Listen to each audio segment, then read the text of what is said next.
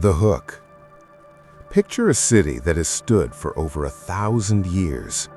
Walls so thick that whole armies failed against them. Church bells that once rang for emperors. Now, imagine waking up inside that city, knowing this might be the last morning it ever sees. This is the story of Constantinople in 1453, the day an old world quietly ended. Background and context.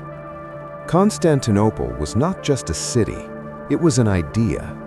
For over 1,000 years, it had been the heart of the Eastern Roman Empire, what many people today call the Byzantine Empire. It sat between Europe and Asia, right on the narrow water called the Bosporus. Trade passed through it, armies passed around it, history leaned on it. The city had survived everything: plagues, civil wars, crusaders, huge sieges by Persians, Arabs, and others. Again and again, enemies came. Again and again, the walls held. But by the 1400s, things had changed. The empire was no longer rich or strong. It had lost most of its land. The population was smaller. The army was thin.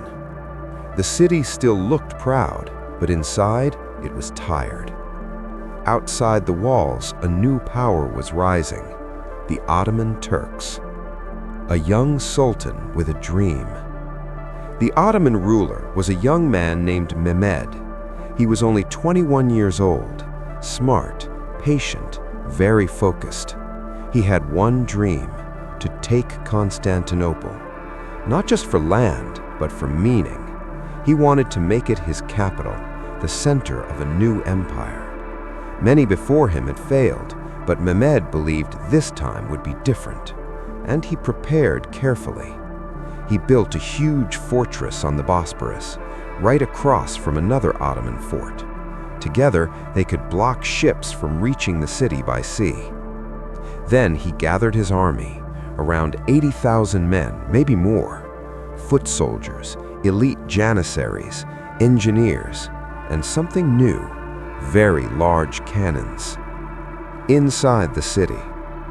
Inside Constantinople was Emperor Constantine XI. He was calm, serious, and deeply aware of the danger. He knew the city could fall.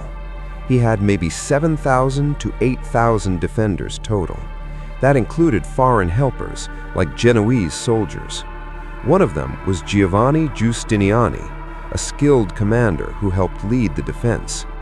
The city still had its famous walls, 3 layers in some places, stone, towers, and a wide ditch. For centuries, these walls had saved the city.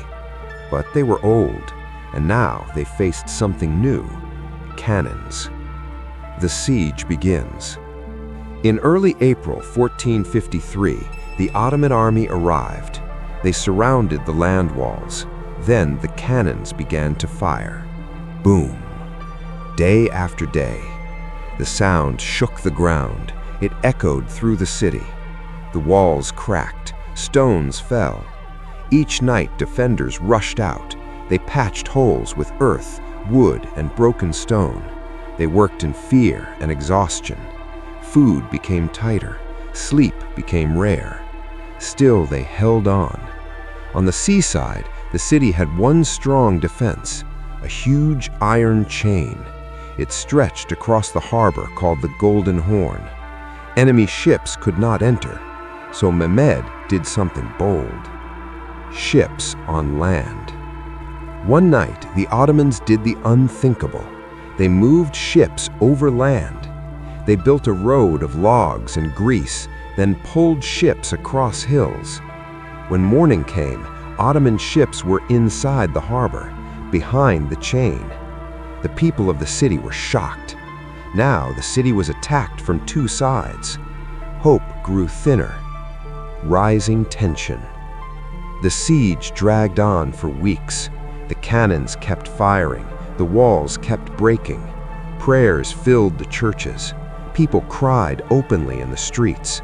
Some believed a miracle would come. Others feared God had turned away. The emperor walked the walls. He spoke to soldiers. He shared their danger. He refused to leave. Mehmed offered terms. Surrender and lives would be spared. The emperor said no. As May came, the walls were close to collapse. The defenders were worn down, injuries piled up.